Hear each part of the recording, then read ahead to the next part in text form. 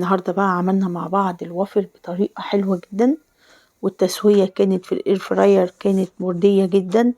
تجربة أول مرة أعمل الوافل في الاير فراير، بجد طلع فظيع وحلو جدا كأنك عاملاه في مكنة الوافل بالظبط. فيلا بينا بقى تعالوا شوفوا أنا عملته في الاير فراير ازاي، وظبطت وقته ازاي، وظبطت التسخين بتاعه ازاي، درجة الحرارة.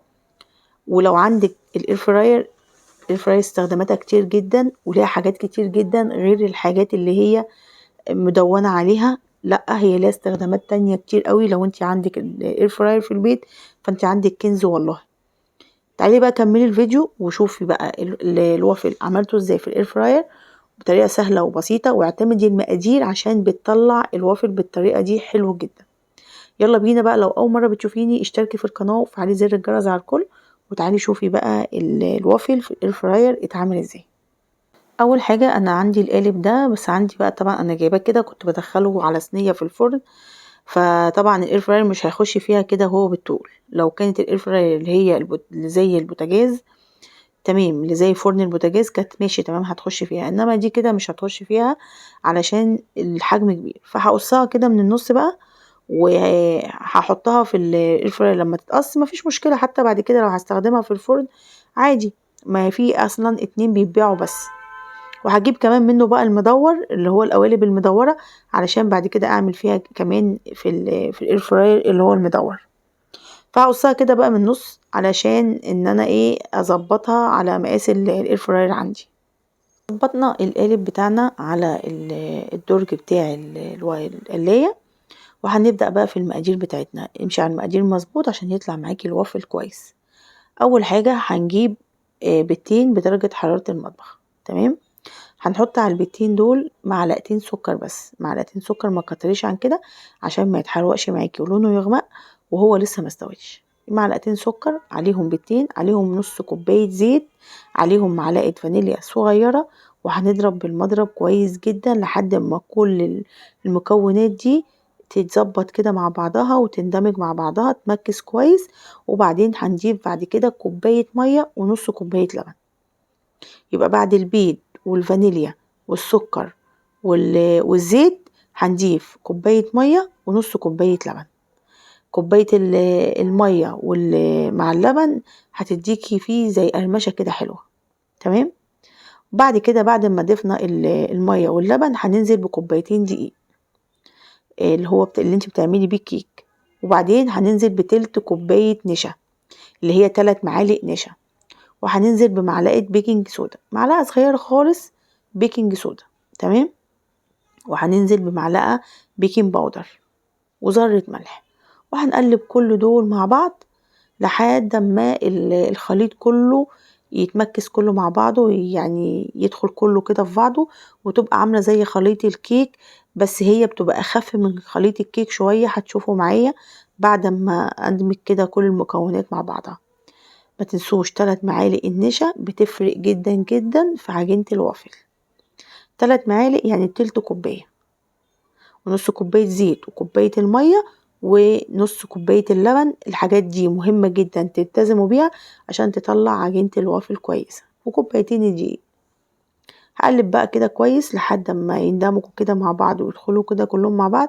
وفي الاخر هيدوني الصوص اللي المطلوب، اللي هو زي ما انتوا شايفين كده، لا خفيفة ولا تقيلة، هي بتبقى اخف شوية من الكيك، شوية من خليط الكيك. هجيب بقى القالب بتاعي وهحطه وهصب بقى فيه. الصب بقى اللي انتي بتصبيه هتحطي يا دوبك بس تغطي المربعات بتاعة القالب. حتى لو انتي بتعملي في الجهاز برضو هتغطي بس المربعات بتاعة برضو الجهاز اللي بتعملي فيه. حطيها بقى في اي جينجر عندك او اي حاجة ان هو ان انتي تقدري تتحكمي فيها علشان ان انتي تصبي بيه، تمام. كده انا حطيت كده اهو. هدخل بقى الفرن، هظبطها كده يا دوبك، بس انا غطيت اللي زي ما قلت لكم المربعات دي، ما تكتريش، هي يا دوبك يعني اهي زي على قد القالب كده يتملى كده والقالب خلاص. ما تكتريش عن كده عشان كمان ما ينزلش منه. واخدها بقى ادخلها الاير فراير. ظبطتها بقى في الاير فراير على درجه حراره كام؟ درجه حراره 213 دقيقه بس. درجة الحرارة 200 13 دقيقة. 9 دقايق تخلص، 9 دقايق يبقى باقي 4 دقايق اروح مطلعاها قلبها، لان القلاية الكهربائية اي خضار او اي لحوم اي حاجة بتعمليها فيها لازم في نص المدة تقلبيه. اهو بعد كده بعد ما عدى 9 دقايق بصوا طلعت كده بالمنظر ده، رحت مقلباها اهو، بصوا من تحت عاملة ازاي، ورحت مقلباها ال4 دقايق اللي فاضلين ورحت مدخلاها، هي استوت بس عشان الجزء اللي تحت يتحمر، لان القلاية من طبيعتها لازم تقلبي عشان يتحمر. طلع بقى بالشكل ده حلو جدا، وطلعة كده بصوا يعني ما هي مش طرية مخرفشة، وسبتها يعني واكلوا الولاد منها، واللي اتبقى ما طراش، يعني مش زي عجينة الكريب اللي قصدي عجينة البانكيك، عشان في ناس بتقول ان بيبوظ معاهم وبتطلع زي البانكيك طرية. لا، حطي النشا وامشي على المقادير اللي انا قلتها مظبوط، هيطلع معاكي، ولو قعد هيقرمش برضو حتى لو كلتيه بعد ساعتين 3 4.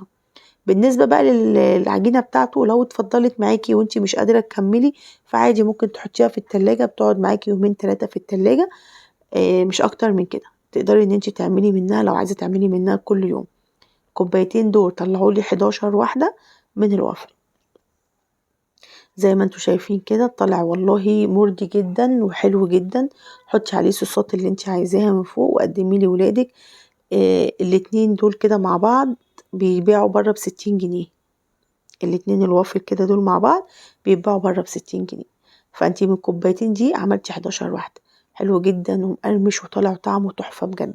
انا بعشق الوافل وبموت فيه، هو والدوناتس والسينابون، بعشقهم بجد، بحبهم جدا جدا. اي مكان بكون في اي كافيه بطلبهم لما بلاقيهم، بس مش من اي مكان بيعجبوني بصراحة. بس دلوقتي حاليا انا مش بطلب حاجة لان صراحة غاليين، الاتنين كده بس ب60 جنيه. فانا من كوبايتين دي عملت 11 واحدة. اعتمدوا الطريقة دي وجربي، لو انت عندك الاير فراير في البيت اعملي فيها الوافل، بجد حلو جدا جدا ومضمون جدا. يعني بصراحة انا انبهرت بالنتيجة بتاعته، حلوة جدا جدا.